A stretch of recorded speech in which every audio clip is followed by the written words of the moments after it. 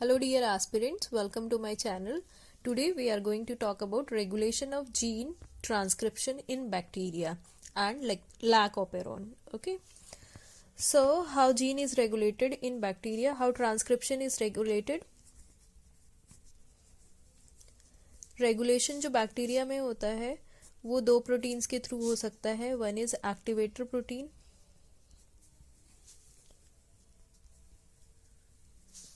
Other is repressor protein.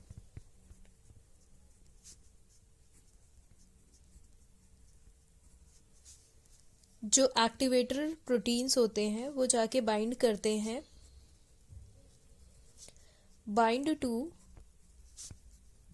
DNA located near promoter. Promoter region के पास कोई DNA sequence होगा, उस पे एक्टिवेटर प्रोटीन स्पेसिफिक कोई सीक्वेंस होगा, उस पे जाके ये बाइंड करते हैं.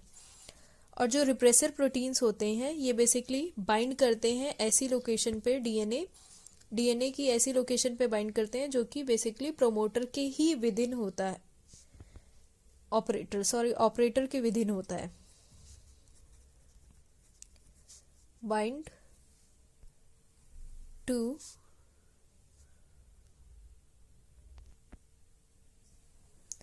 जो आपके रिप्रेसर प्रोटीन होते हैं ये बाइंड करते हैं, बाइंड टू डीएनए सीक्वेंसेस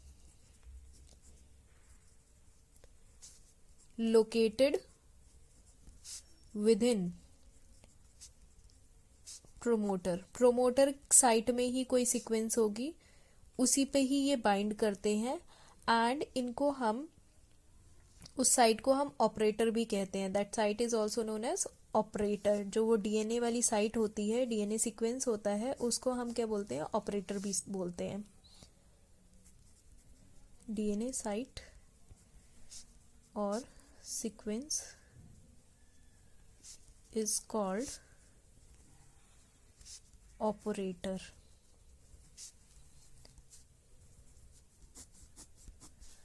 जो आपके रिप्रेसर प्रोटीन्स होते हैं वो जाके कहाँ बाइंड करते हैं, they bind to operator. And operator कहाँ पे लोकेटेड होते हैं, within promoter. All right.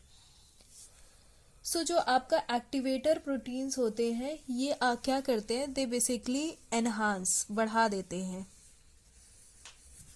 Enhance expression rate को एनहांस कर देते हैं. जैसे रिप्रेसर नाम से ही पता चल रहा है, ये क्या कर देते हैं, रिप्रेस कर देते हैं, डिक्रीज कर देते हैं expression rate.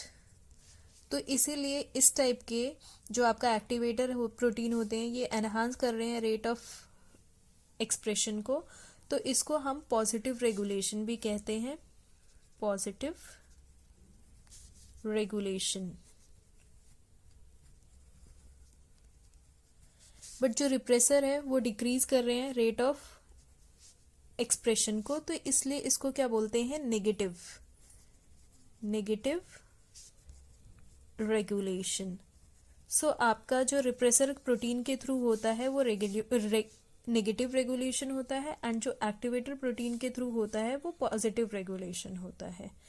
This is how gene transcription is regulated in bacteria, basically through activator and repressor proteins. Okay, now we are going to talk about operon, and our main focus will be on lac operon. First of all we'll talk about operon. What operon is, operon कहते किसे. तो operon basically एक unit होता है जिसमें bacterial gene होते हैं, and उसके रेगुलेटरी सीक्वेंसेस भी उसी सेट ऑफ सीक्वेंस में प्रेजेंट होता है, उसी यूनिट में प्रेजेंट होता है. तो बेसिकली एक्सप्रेशन और रेगुलेशन दोनों एक साथ जो होता है उस पूरे यूनिट को हम ओपेरॉन बोलते हैं. तो ओपेरॉन जो होता है is an unit of bacterial gene expression and regulation.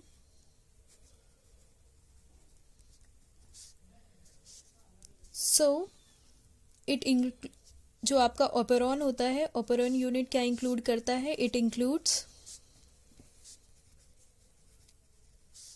Structural genes, कुछ सेट ऑफ जीन्स होंगे,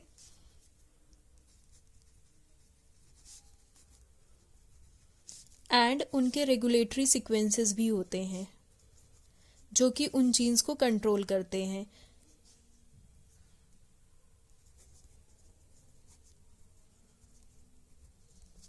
और जो ये सारे जीन्स होते हैं, एक ओपेरॉन में जितने भी जीन्स होंगे, जितने भी स्ट्रक्चरल जीन्स होंगे, वो एक साथ ही एक्सप्रेस होंगे एक सिंगल यूनिट की तरह। तो बैक्टीरिया, क्योंकि ये एक प्रोकैरियोट है, प्रोकैरियोट में एक साथ कई सारे जीन का एक्सप्रेशन होता है, लेकिन जो यूकैरियोट्स होते हैं उनमें जो जीन का एक्सप्रेशन होता है वो वन एट अ टाइम होता है। एक जीन के लिए कोई एक प्रोमोटर होगा एंड उस पे आके आपका जो आरएनए पॉलीमरेज है वो बाइंड करेगा एंड उसका ट्रांसक्रिप्शन होगा, तो एक मोनोसिस्ट्रॉनिक यूनिट जनरेट होती है। बट जो प्रोकैरियोट के केस में ट्रांसक्रिप्शन होता है, तो उसमें अगर कई सारे जीन्स एक साथ एक्सप्रेस हो रहे हैं तो जो आपका एमआरएनए बनेगा वो पॉलीसिस्ट्रॉनिक एमआरएनए जनरेट होता है आपका। ओपेरॉन का जो सिस्टम है, it was given by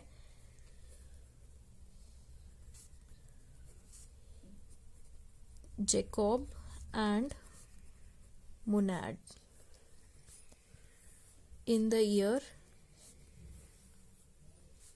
1961. So let's talk about lac operon.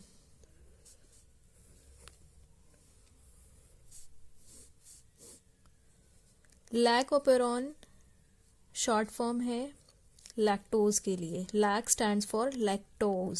सो हम यहाँ पे बेसिकली लैक्टोज ओपेरॉन की बात कर रहे हैं। लैक्टोज क्या है? It is a disaccharide. Disaccharide मतलब दो शुगर मॉलिक्यूल है जो कि दो सब यूनिट से बना हुआ है। Disaccharide of glucose and galactose. तो जो आपका लैक्टोज है, it is disaccharide of glucose and galactose. Glucose galactose मिलके एक जो सब यूनिट बनाते हैं उसको हम लैक्टोज बोलते हैं। अगर हम लोग लैक्टोज ओपेरॉन की बात करें, एक पूरे ओपेरॉन मतलब पूरे यूनिट की हम लोग बात कर रहे हैं। सो इसमें कुछ सेट ऑफ जीन्स होंगे, जैसे कि ओपेरॉन के बारे में हमने पहले भी आपको बताया कि इसमें ये एक यूनिट है जिसमें कुछ जीन्स होते हैं एंड उनके रेगुलेटरी सीक्वेंसेस होते हैं। तो अगर हम लैक ओपेरॉन की बात करें, सो इसमें क्या होता है, हमारे पास ऑब्वियसली एक प्रोमोटर होगा। प्रोमोटर साइड पे आरएनए पॉलीमरेज आके बाइंड करेगा और प्रोमोटर के ही कुछ रीजन्स में स्टार्ट होके आपके पास ऑपरेटर साइट होती है। देन उसके बाद कुछ सेट ऑफ जीन्स होते हैं।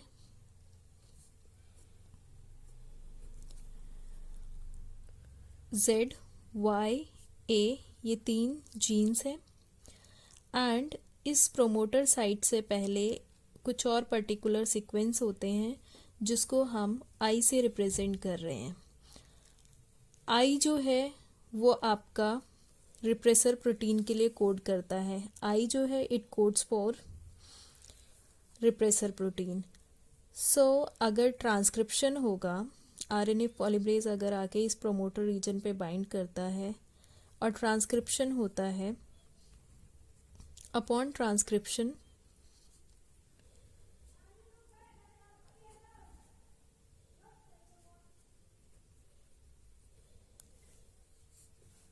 जो आपका ये एमआरएनए सीक्वेंस बनेगा पॉलीसिस्ट्रॉनिक,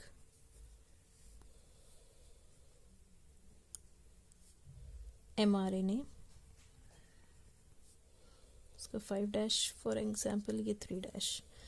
सो ये जो पॉलीसिस्ट्रॉनिक एमआरएनए है, क्योंकि आपका जीन्स का ही बेसिकली जो जीन्स होते हैं वो ट्रांसक्राइब होते हैं और आरएनए में कन्वर्ट होते हैं, तो ये जो 3 जीन्स हैं हमारे पास, 3 जो जीन बनेंगे फॉर एग्जाम्पल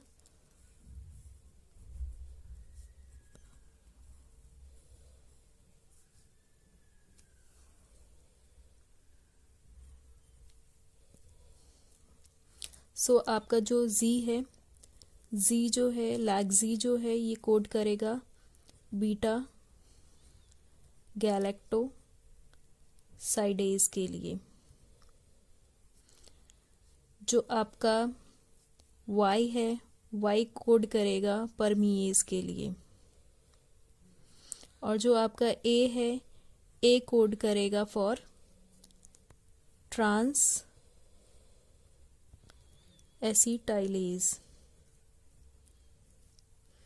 सो ये कब होगा? जब आपका एमआरएनए बन गया, एमआरएनए के बाद जब ट्रांसलेशन होगा,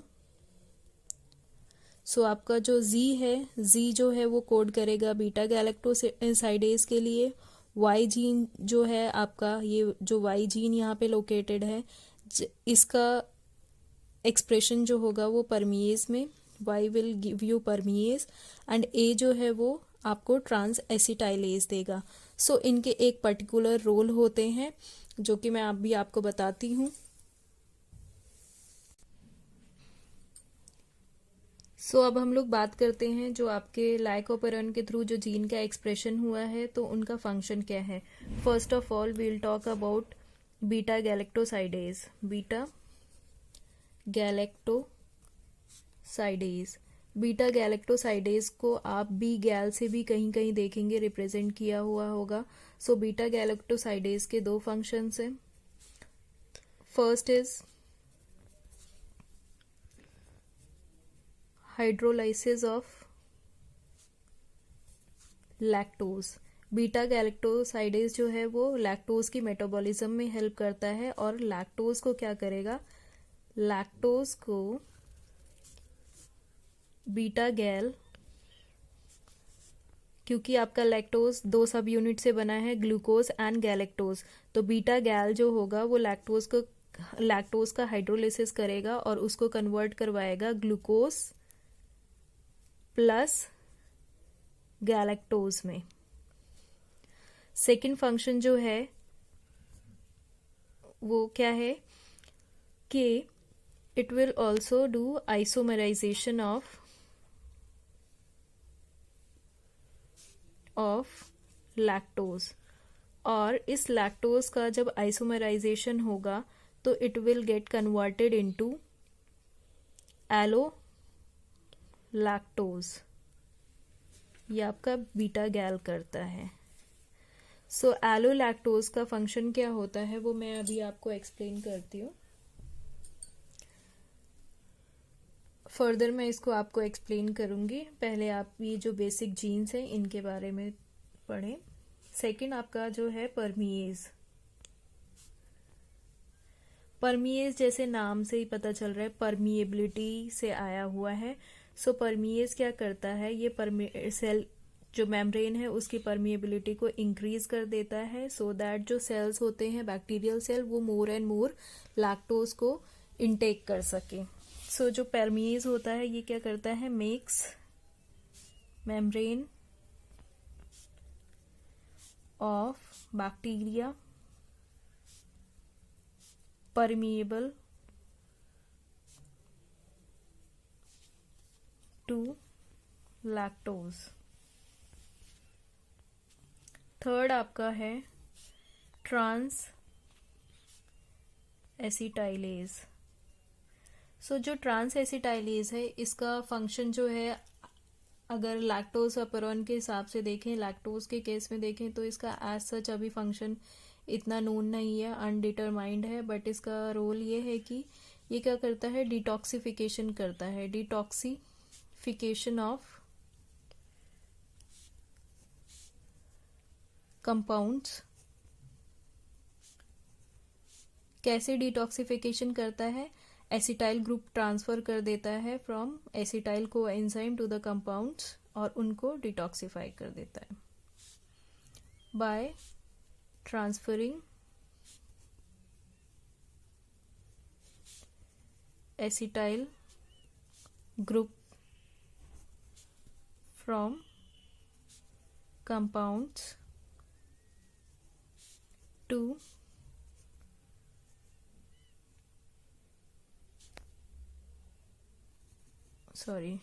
by transferring acetyl group to compounds from acetyl coenzyme A.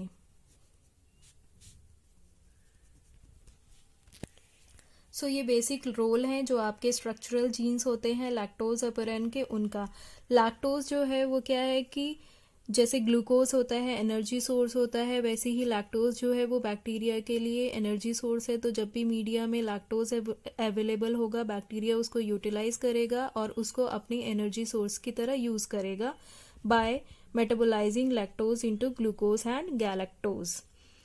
सो अगर मीडिया में लैक्टोज प्रेजेंट होगा, अगर कोई भी एक्सटर्नल मीडिया है या फिर जो भी सोर्स है फूड इनटेक करने का बैक्टीरिया के लिए या न्यूट्रिएंट ऑब्टेन करने के लिए, तो अगर आपका लैक्टोज प्रेजेंट है मीडिया में, सो बैक्टीरिया क्या करेंगे, उस लैक्टोज को अपटेक करेंगे। अभी हम थोड़ा रेगुलेशन ऑफ लैकोपेरॉन की बात करें तो लैकोपेरॉन का रेगुलेशन कैसे होता है।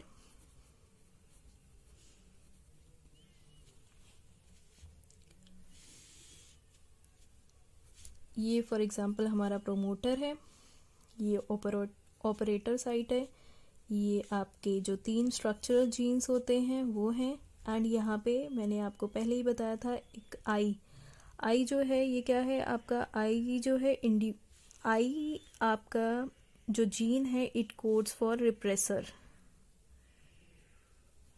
और रिप्रेसर जो है वो 4 सब यूनिट के होते हैं। ये रिप्रेसर जाके बाइंड कर लेता है टू द ऑपरेटर साइट और आपका जो ट्रांसक्रिप्शन है उसको ब्लॉक कर देता, so there will be no transcription.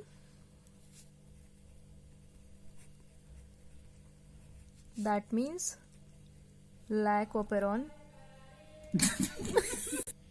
so lactoperon is switched off.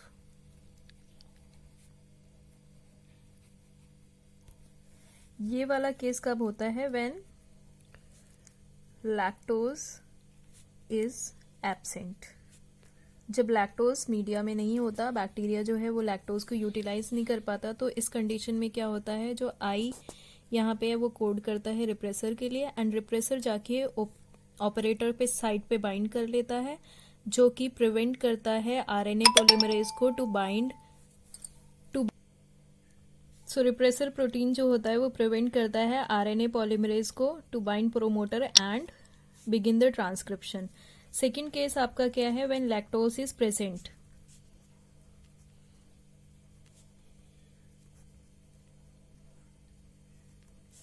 जब लैक्टोज प्रेजेंट होता है,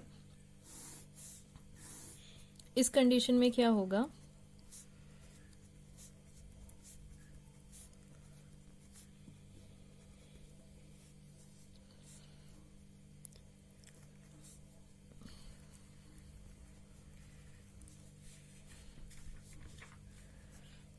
ये आपका रिप्रेसर है। सो जब लैक्टोज प्रेजेंट होगा, लैक्टोज का कन्वर्जन जो है वो एलोलैक्टोज में हो जाएगा। एक्चुअल में एलोलैक्टोज जो होता है वो कंट्रोल करता है रिप्रेसर को, एलोलैक्टोज।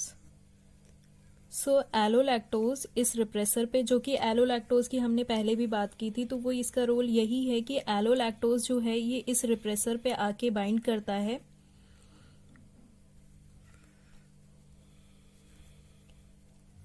और इसके अंदर कुछ कन्फर्मेशनल चेंजेस कर देता है।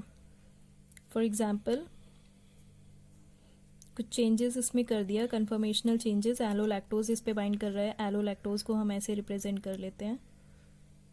सो एलोलैक्टोज जब आके इस पे बाइंड कर रहा है तो इसके अंदर कुछ कन्फर्मेशनल चेंजेस कर रहा है आपके रिप्रेसर प्रोटीन के, और इसको इनएक्टिव बना देता है, जिसकी वजह से ये प्रोमोटर ऑपरेटर साइट पे बाइंड नहीं कर पाता क्योंकि आपका रिप्रेसर इनएक्टिव हो गया, एंड जो आपके ये जीन्स होंगे रेगुलेटरी जीन्स, इनका ट्रांसक्रिप्शन होगा। सो इस केस में आपका जो लैकोपेरॉन है वो क्या हो गया, इज स्विच्ड ऑन।